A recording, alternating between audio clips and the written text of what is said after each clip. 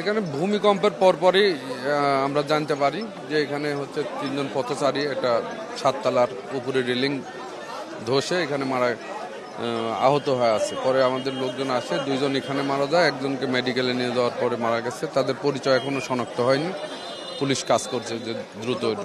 ওই যে 3 জন দেখলাম যে ভ্যানে করে নিয়ে যাচ্ছে, মানে আমি তো বাজারে ছিলাম, শুনলাম যে ভূমিকম্প, আমি ভাবছি যে চোর ডাকাত ঢুকছে নাকি, বিল্ডিং এত কাঁপাকাঁপি কেন, মানুষ এত মানে ভরে গেছে।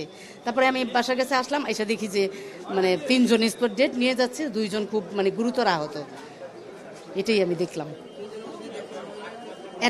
একজন মহিলা তো গুরুতর আহত, মানে তার ব্লিডিং, চোখ কি অন্ধ হয়েছে নাকি আমার জানা নাই, মানে গুরুতর আহত। এদেরকে মনে হয় মিডফোর্ড মেবি ঢাকা মেডিকেলে নিয়ে যাচ্ছে। আমার শহরে গেছে, তারপর এখানে একটা রিস্কা ছিল, উনি একটু আহত হয়েছে, রিস্কা ভাড়া চলে গেল। জি, পথচারী আবার কিছু ক্রেতা ছিল, মাংসের দোকানের ক্রেতা, ওনারাও ক্ষতি হয়েছে, আবার মাংসের দোকানে 2 জন ক্ষতি হয়েছে। ভাই ম্যাক্সিমাম আমি বয়সটা এসে দেখতে পারি নাই ভাই। একজন 18-19 বছর হবে, আর 2 জন একটু বয়স্ক হবে। ভূমিকম্প হওয়ার সর্বোচ্চ 10-15 মিনিট পর পর। না, ঘরের ভিতরে, বাড়ির ভিতরে কোনো কিছু হয় না, খালি ভাই ছাদে যে রেলিং। আমার নাম মোহাম্মদ মাহিন হোসেন। এখানে আমরা তো কাজ করতেছিলাম, ভিতরে কাজ করতেছিলাম, আমরা খেয়াল করে এসো, ভিতরে কাজ করতেছিলাম, মাঝে থেকে ঘুমুর জন্য পুরো ওয়ালটা ইয়া করার পর না, মানুষ তো মোটামুটি ছিল কম, মানুষ কম ছিল। এটা পুলিশ বলছে 3 জন নিহত, আমরা দেখি না তো, সব বলতে পারি না কি হয়েছে না হয়েছে।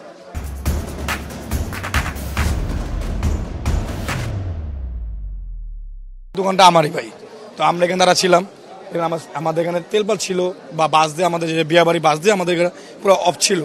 তারপরে এখানে আমাদের তেলপাল সাংকেট ভেঙে পড়ে গেছে। তো আল্লাহবাক মানে খাস নিয়ত আমাদের বাঁচাছে ভাই, আমরা তো আহত হয়ে মরে যেতাম ভাই। আমাদের এখানে আমার মামা একটা আহত হয়েছে, মানে হাতে হাত ভেঙে গেছে, মাথা একটু ব্যথা পেয়েছে।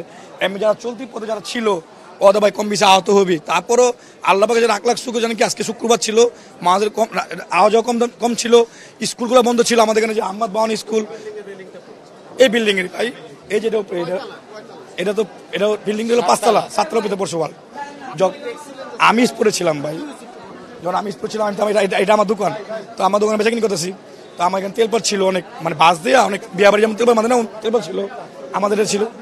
যখন 3টা খালি বাড়ি, আমি সব কাঁপছি 3 বার, গায়ে পাতি ধম ধুম ধুম করে, মানে খালি ওয়ালটি পড়লো, পড়ার সাথে ডেবে গেছি আমরা। ভূমিকম্প সংবাদ পাওয়ার সাথে আমাদের সদরঘাট ফায়ার স্টেশন থেকে একটা স্পেশাল রেস্কিউ টিম এবং সিদ্দিক বাজার ফায়ার স্টেশন থেকে একটা স্পেশাল রেস্কিউ টিম ঘটনাস্থলে আসেন। এসে আমরা দেখতে পাই এখানে একটা 8 তলা ভবনের উপরে যে ছাদের কার্নিশে যে ওয়াল তাকে দিয়েছে, এই ওয়ালটা ভেঙে পড়ে ভূমিকম্পের কারণে। নিচে যে পথচারী ছিল, পথচারীর গায়ের উপর পড়ে, 3 জন পথচারী গুরুতর আহত হয়। সাথে উপস্থিত স্থানীয় জনগণ তাকে দ্রুত উদ্ধার করে মিডফোর্ড হাসপাতালে প্রেরণ করে।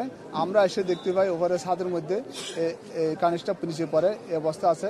আমরা পুরো ভবনটা এবং আশেপাশের ভবনগুলো আমরা সার্চ করি আর কোনো লোক আটকে আছে কিনা, এবং এই যাওয়ার পথে যে আপনাদের প্রতিবন্ধকতা সৃষ্টি হয়েছে, যেখানে একটা আনসেফ কন্ডিশন, ওই এই অবস্থায় এটা আমরা অপসারণ করলাম।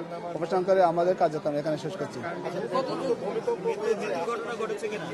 ধন্যবাদ। আপনারা দেখতেছেন, আপনাদের বাম পাশে এই যে উপরে ছাদের রেলিং এর, আপনারা দেখবেন প্রতিটা রেলিং কোনো পিলার সাথে সংযুক্ত নাই। যদি কোনো ভূমিকম্প হয়, প্রতিটা ভবনের এরকম রাস্তার পাশে রেলিংটা এটা আনসেফ অবস্থা আছে, যে কোনো সময় এরকম আবার কোনো ইনজুর হওয়ার সম্ভাবনা আছে। আমরা স্থানীয় যারা জনসাধারণ তাদেরকে বলতেছি, এরকম রেলিংগুলো যেন তারা চেক করে, যদি ফাটাল অবস্থা থাকে, যে কোনো আবার পরে আরও কোনো ইনজুর হতে পারে। প্রত্যেককে আমরা প্রতিটি মুহূর্তে আমরা সচেতন করতেছি, যাতে আমরা এই ভূমিকম্প থেকে আমরা নিজেদেরকে সেভ করতে পারি। এই 3 জন লোক এখানে পথচারী ছিল, তাদের উপর থেকে যে রেলিং এর ইটগুলো পরে তারা গুরুতর আহত হয়। এখন গুরুতর আহত অবস্থায় তাদেরকে মিডফোর্ড হাসপাতালে স্থানীয় জন প্রেরণ করেন। ধন্যবাদ। তাদেরকে গুরুতর আহত অবস্থায় তাদেরকে হাসপাতালে প্রেরণ করা হয়।